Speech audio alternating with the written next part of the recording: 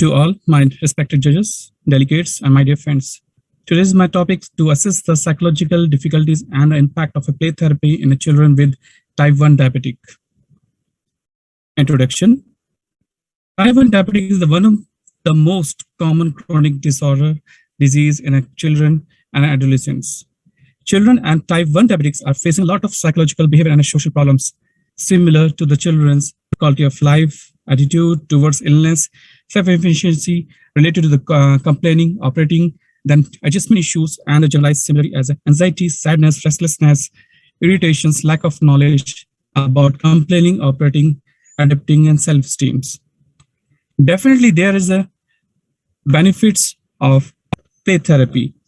For children with the behavior difficulties, this is the particularly useful as a psychologist and therapist help them to the better understanding themselves and the situation they are in.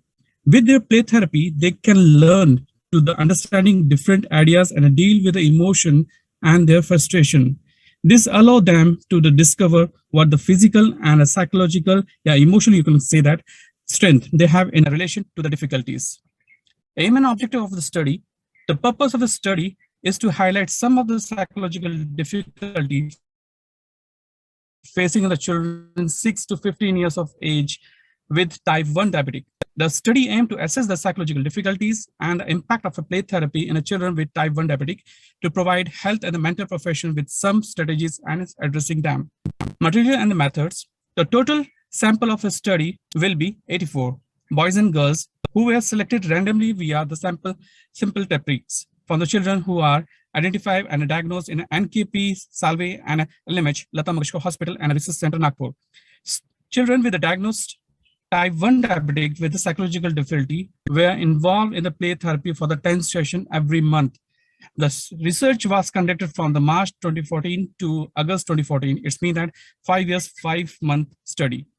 Tools and data collections. Data collection. To collect data, we use a semi-structured questionnaire that includes social demographic factors such as the age of a child, sex of the child, residence, family income, job, and the education of a parents, and a family history of a diabetic. Use structured psychological assessment test. It's called child behavior checklist for the age 6 to 18 years. You can see the left side over there, the child behavior checklist tools. This tool. Every month, child behavior therapy session list. I just read the 2 sessions over there. You can see the other session also. First session, math session, drawing, house tree, puppet play, art and craft, role play, puzzle solving, and a parent counseling and guidance. April, time bonding activity, parenting and the shaving cream, mud play and sand play, clay activities, storytellings, cheer and some sounds games also. Puzzle solves and repeating words, making friends with making a drawing, reward therapy, report chart, health communication talk, and a parents counseling and a guidance. You can see the other session also. Statistics analysis. The obtained data was statistically analyzed by the applied distributive means, standard deviation, and the peer-t test for the significance of the mean difference in terms of the variables. We have entered all the data in the further statistic analysis was done with the help of IBM SPSS software 25 version.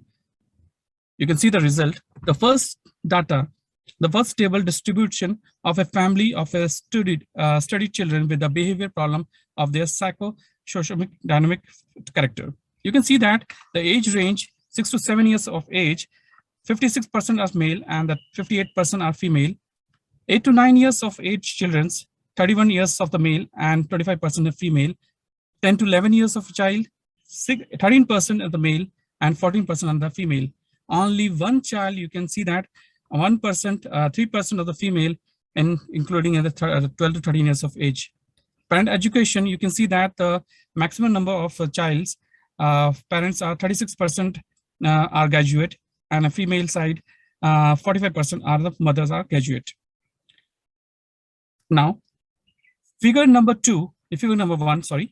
A distribution of the studied children regarding their emotional behavior disturbance, average and the risk factor. You can see that the green label is the average range and the risk factor is in yellow range. You can see that below.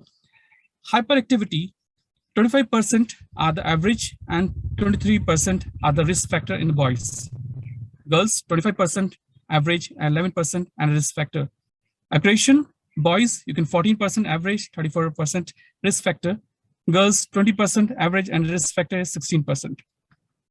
Conduct disorders, 30% average and 8% of them, 18% of the risk factor in the boys, and 28% and the average range. And you can see that girls is 8% of a risk factor. Anxiety, 30% average and 12% risk factor. Girls, 29% in average factor and 7% is a risk factor. Depression, 38% in average factor and 10% are the risk factor. Girls, 18% is risk average factor and 18% are the risk factor. Somatizations means some kind of a somatic forms like anxieties, headache, and abdomen pain. You can see that boys are 14% in average range and maximum number of 34% are the risk factor. Girls, 5% in average range and 31% are the risk factor. Attention problem, again, the boys are 13% in average, 35% in a risk factor. Girls, 23% at the average factor and 13% in the risk factor. Learning problem, definitely there is education impact also. Boys are 8 average percent and 40% in the risk factor. Girls, 8% average and 28% is risk factor. Rule breaking behavior, you can see that 22% of boys are the average range and 26% is risk factor. And girls, 28% is average factor and 8% is risk factor. And withdrawal behavior, you can see boys are in 12 average factor and 36% is risk factor, and girls 17% is the average factor and 19% is the risk factor. Table number 2, distribution of studied children regarding their emotion and behavior disturbance as reported by the parents pre and post test therapy after play therapy. You can see that pair number 1, depression, pre and post test.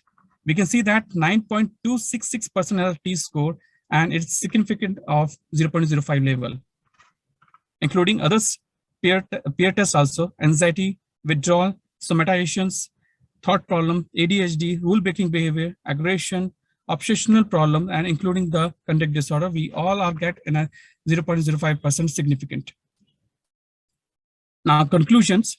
Children with a behavior problem often have other overlapping issues, including depression, anxiety, obsessional deficit problem, somatization problem, your somatic problems, thought problem, attention deficit hyperactive disorder, it's called ADHD, rule-breaking behavior, obsessional problem, conduct problem, education, social, and more. The present studies show that the play therapy helps to resolve those issues as well as reduce the overall number of challenges the child is facing.